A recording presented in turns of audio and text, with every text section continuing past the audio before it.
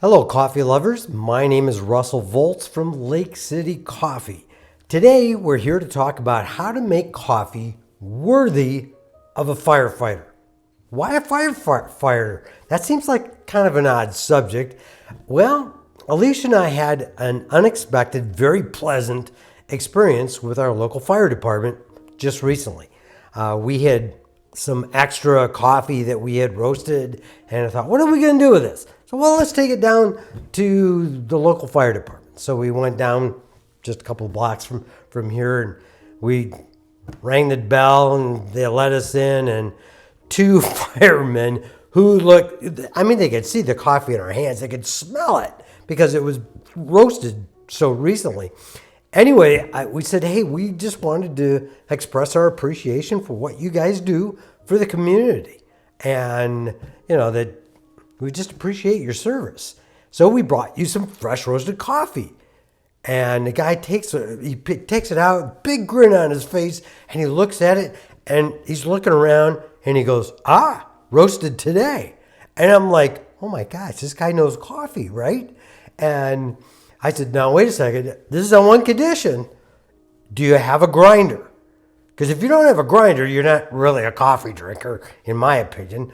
I said, you got to have a grinder. He says, yeah, of course we have a grinder. A burr grinder? And he goes, well, of course. Is there another kind of grinder? Right? And it was just so funny because here we are, a couple of guys, and Alicia and I, we don't know a lot of firefighters. And I said, so you guys do drink coffee, right? And he goes, oh, you got to understand. Firefighters drink coffee like policemen eat donuts. And granted, he was taking a jab at the police officers. I think they got a friendly competition going on a regular basis. But we, at that point, started talking coffee. And it turns out these guys really knew what they were talking about. Very few people do. Most people have, your typical coffee machine, and they buy, crappy industrial coffee and they throw it in. Not these guys. They knew what they were doing. In fact, one of the analogies I heard, which was great, firefighters run on coffee like a race car runs on high-octane fuel. And I was like, yeah, I can believe that, with all the stress these guys are going through. Anyway, I figured to do an article on firefighters and why they deserve the best coffee there is, especially if they appreciate it. If these guys are real coffee drinkers, they're connoisseurs, they deserve great coffee. So firefighters have two very unique requirements, which is unusual to a large extent. One, they like really good quality food, right? Take a look at all the firehouse cookbooks that are out there. And, if you wanted, you could look for firefighter barbecue. You get a firefighter, this, that, and the other thing for different foods, as well as coffee. So, and the coffee, a lot of people would think firefighters, policemen, they're going to be drinking coffee for the caffeine. That's generally not the case. Certainly it helps, and helps in a lot of certain situations. I know the military uses caffeine quite a bit, actually, just to keep people alert and going. On the other hand, coffee, unbeknownst to most people, is really a comfort food. It's really, people don't really drink it for the caffeine. At least not the people I hang around, because I hang around with coffee connoisseurs, people that are really into coffee, right? And to them, it's comfort food. So it's comfort food in the sense that it is more relaxing, more stress relieving than a lot of other things. Granted, you could do drugs, you could do, booze, you could do a lot of different things. But coffee, on the other hand, is healthy for you, is good for you, and it's relaxing when you sit down to a great cup of coffee. The kind of coffee you sit on the couch, put your feet up, take a sip, and you go, wow, that is great coffee. That's a stress reducer. And that's why firefighters drink a fair amount of coffee. And I was excited that they want to drink good coffee. So I have 4 suggestions because firefighters, they need good quality coffee, and they also need a lot of it. Because you got half a dozen to a dozen guys in a firehouse, you're going to need a lot of it. So how do you make a lot of really, really good coffee? It's kind of tough. So I've got four basic suggestions. One, buy high quality whole bean coffee. Not industrial coffee, not your Starbucks, not your Costco, not your, U-Ban or whatever, but a good quality coffee. Because let's face it, industrial coffee, especially if you're drinking a lot of it, is going to give you stomach issues. And that's because the industrial coffee, they start out with really lousy, cheap beans, and then they burn the snot out of them, and you end up drinking not really coffee, you're drinking charcoal. That's why it upsets your stomach. So you want to get away from the industrial coffee. Secondly, you want coffee that's smooth, which usually means a high quality bean. That's not burnt. That's smooth coffee, non-bitter. And the best coffee in general, I found that isn't bitter, is from Central America. And the best in Central America is the Tarrazú region of Costa Rica. That's where we source 100% of our coffee beans. Second suggestion I have for firehouses and fighters is to buy a medium roast coffee, not a dark roast. Okay? Dark roast gives you stomach issues. Again, it's burnt, it's bitter, it's nasty. That's why you got stomach issues. Secondly, medium roast, you got real flavor, it tastes really good, and there's more caffeine in medium roast than dark roast. I know a lot of you didn't know that. Also, you can buy fresh, item number three, buy fresh roasted beans. Here's the rule. The fresher the roast, the better the coffee.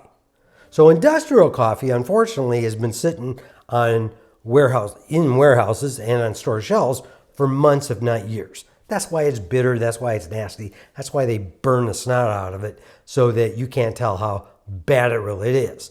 So the fresher the roast, the better the coffee. So you want coffee that was roasted. When you buy it, it was only roasted a few days ago, right? If it was roasted weeks or months ago, then by the time you get down to the bottom of that bag, it's already 3 weeks old, 4 weeks old, a month old, whatever, even if you bought it that was roasted, say, 2 weeks prior, okay? Now, there's certain ways that you can package coffee beans, roasted coffee beans, so that they'll last in the package unopened for a month or two, okay? So that's all right.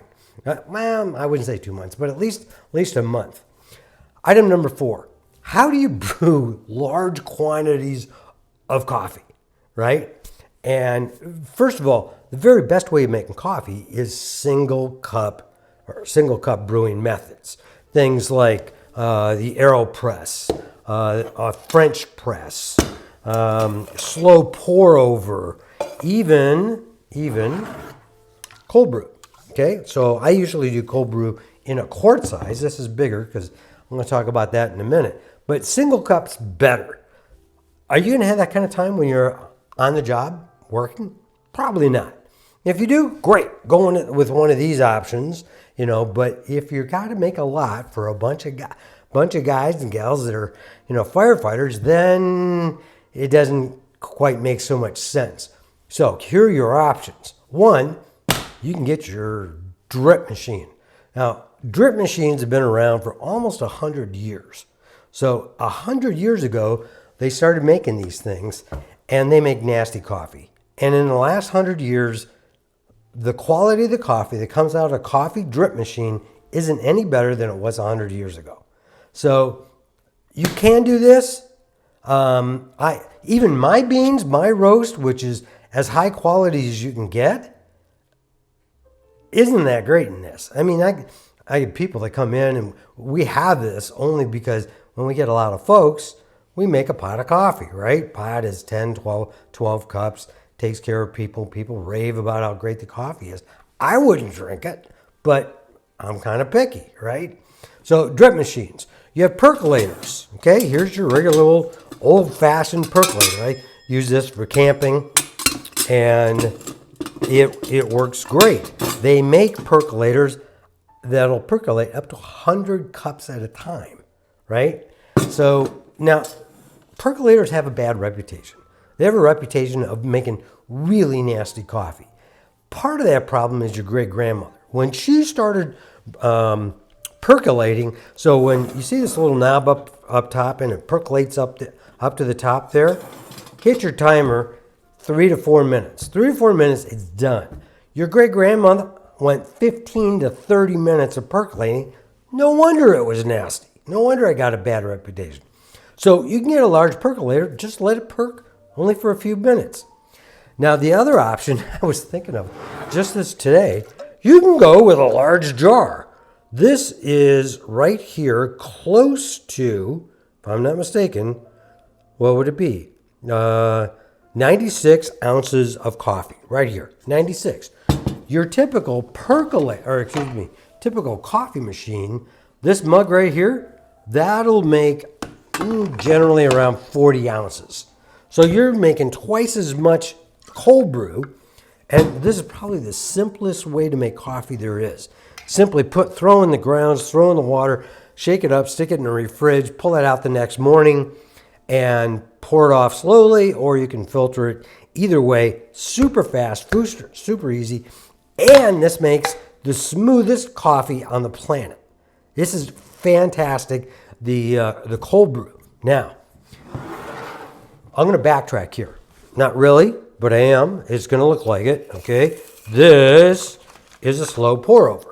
This is made by Melita. Now, Melita is made in the United States of America, which is pretty cool.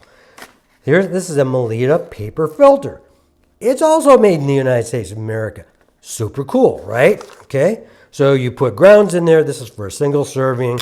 Put grounds in there. You take your water, hot water, you pour it over those grounds. It drips down into your cup. You're done. And you got a super smooth, great, fantastic, awesome cup of coffee, right? Wouldn't it be cool if they made one of those, for like 40 ounces of coffee? They do. And you know what it is? Mocha Master. So Mocha Master looks like this. It looks like a regular drip machine, but it's not. It has a bar coming off of it, and instead of having a single drip hole like this does, and all other drip machines, it has 10 holes. You can even get a little round disc that's got like about 20 more holes that you can put in the top, so that when those 10 holes drip down, it hits this little plate, and then it disperses it even further. So it's just like slow pour over. So it even pre-wets the filter, it pre-wets the grounds, and it's just a fantastic machine, and it's been around since the 1970s.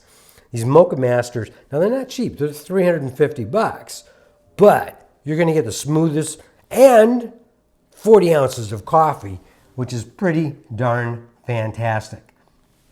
So those are my 4 suggestions for making coffee worthy of a firefighter. Lake City Coffee, Alicia and I, our business here, we're Lake City Coffee Roasters. All we want to do is say to you firefighters, thank you very much. I hope that you can find coffee as well as we're used to drinking so that you can enjoy it as much as we do. Have a great day.